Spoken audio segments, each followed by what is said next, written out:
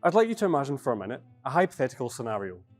It's sometime in the future and you're given the choice between a Lamborghini Revuelto, a McLaren Artura, a Ferrari SF90, or this, the Yangwang U9. But which do you take? Well, I'm going to help you with that decision today because we are going to have a look at this car, taking in everything from its 1288 brake horsepower quad motor electric powertrain to its ability to bunny hop and drive on 3 wheels. So let's get right down to business. The U9 is one of the first production cars from BYD's luxury arm Yangwang, and not that long ago made its public debut at the Geneva Motor Show, where reaction was gauged for a potential launch in Europe.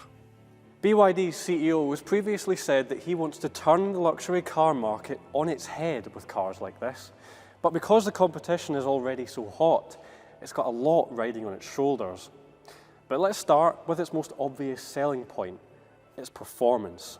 With a 0 to 62 time of 2.3 seconds, it's faster than almost any combustion car on the market, and only slightly slower than the Tesla Model S Plaid. But it has more torque than that car, at 1239 pound-foot, and it can charge faster. The battery pack can accept 500 kilowatt charging speeds, which means that you can go from 30% to 80% in around 10 minutes. Meanwhile, its top speed is claimed at 192 miles an hour, which is around the same as a Porsche Taycan Turbo GT, and it has a claimed electric range of 280 miles. Those are impressive figures considering the fact that the 80 kilowatt battery pack alone weighs more than an original Mini. In total, the car tips the scales at just over 2.5 tons. So it's heavy, but it does have a huge amount of presence on the road. Designed by the same man who sketched cars like the Audi A1 and the Alfa Romeo 8C, it's just over 5 metres long and around 2 metres wide, which makes it around the same sort of size as the Aston Martin DB12, but bigger than a Revuelto and an SF90. Some more big news is the fact that in China it costs the equivalent of £160,000, which makes it quite a lot cheaper than many of its key rivals. But something else it has over its key competitors is one of the most unconventional profiles of any supercar we've ever seen. At the front, its swooping headlamps take up the vast majority of your attention, with scissor doors and a squat profile adding a bit of a menacing aura.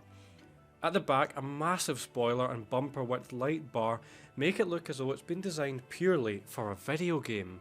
The technology that sits underneath it is equally unique.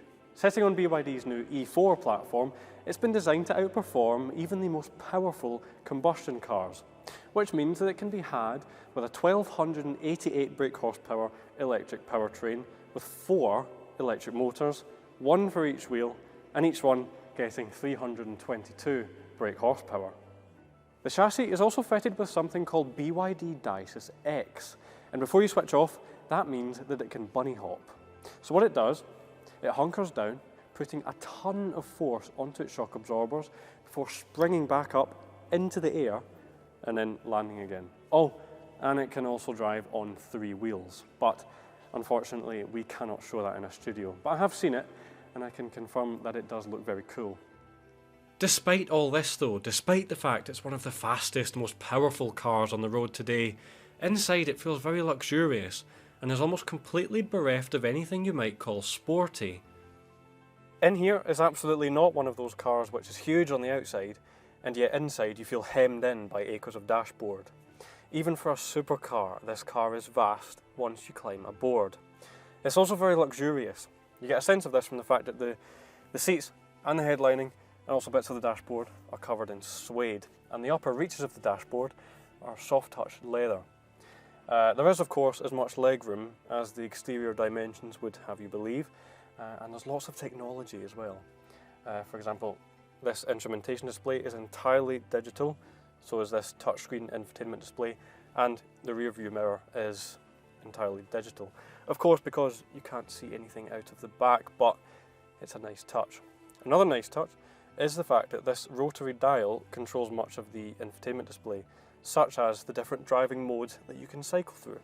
You have a choice of 6 driving modes, including Sport, Eco, Range, Comfort, Race and Snow, all of which adjust the throttle response and steering feel to suit. No matter which mode you pick though, inside it does feel like a true supercar, which we reckon is quite an achievement for such a relatively new brand. Sadly however, that's all we've got time for today, but if you want to know more information about the U9, you can visit autocar.co.uk, or if you visit themagazineshop.com, you can find all the information you need to know about the Autocar archive, and I really do recommend that. But for now, thank you for watching, and we'll see you next time.